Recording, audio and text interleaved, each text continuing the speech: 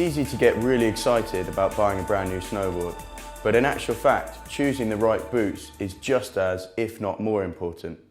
Think about it. You can have the most incredible, super tech, all singing, all dancing new board, but if your boots don't fit right, then you'll spend the whole day feeling as if your feet have been put through a mangle and you'll be miserable out on a mountain. When you're choosing a new pair of snowboard boots, there are three things you need to think about: flex, features, and fit.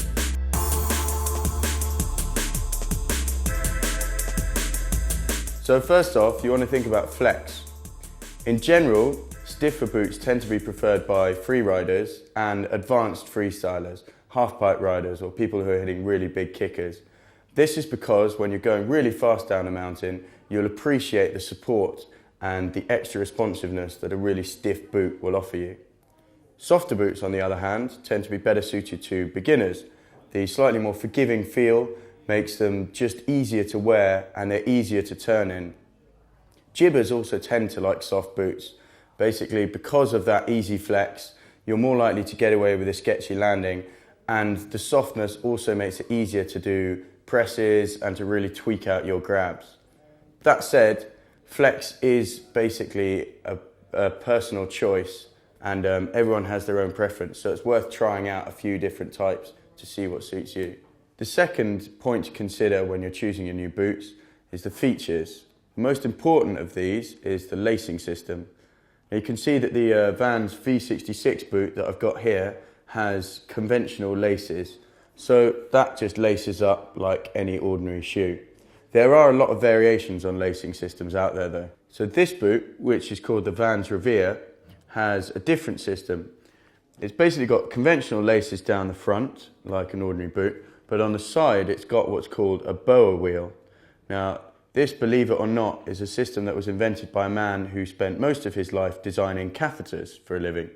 And basically what it is a wheel with a coil of wire around it. And essentially when you tighten it like this, you basically wind the wire up and it tightens the boot.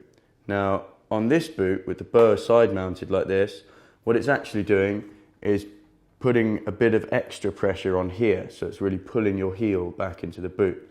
But you quite often see boas mounted on the front of boots, or even a combination of the two.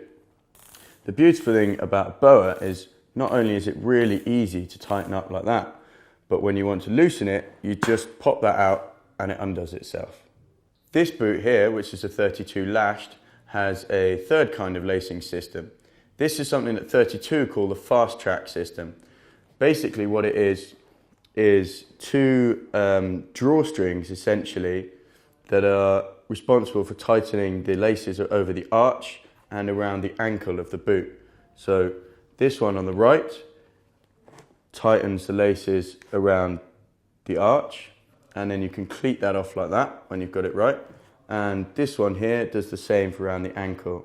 Now 32 are not the only company to produce a variant on this. Northwave have their own version, and famously Burton have their own version, which they call the Speed Zone system. Other features that are worth thinking about are things like the sole. It's also worth taking a look at the liner. To be honest though, the importance of the flex and the features pales into insignificance when compared with the importance of the fit.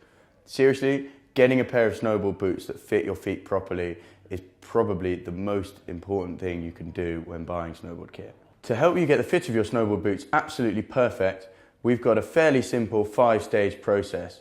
Now this is probably similar to what your average snowboard shop monkey would have you go through if you went into a store to buy a new pair of snowboard boots. Before you start any of this though, it's worth knowing exactly what size your feet are. So that means everything down to the half size and also the width. So the first step is the insole test. Take the insole out of your boot and you place your foot on it flush with the heel. Then basically take a look at your toes, and they shouldn't overhang too far, and nor should they be miles back from the front end of the insole. Step 2 is put your foot in the boot and do it up properly, as if you were going riding. It's important to lace both the internal ankle harness and the outer as tight as you possibly can. Make sure you do up all power straps and any extra fastenings as well.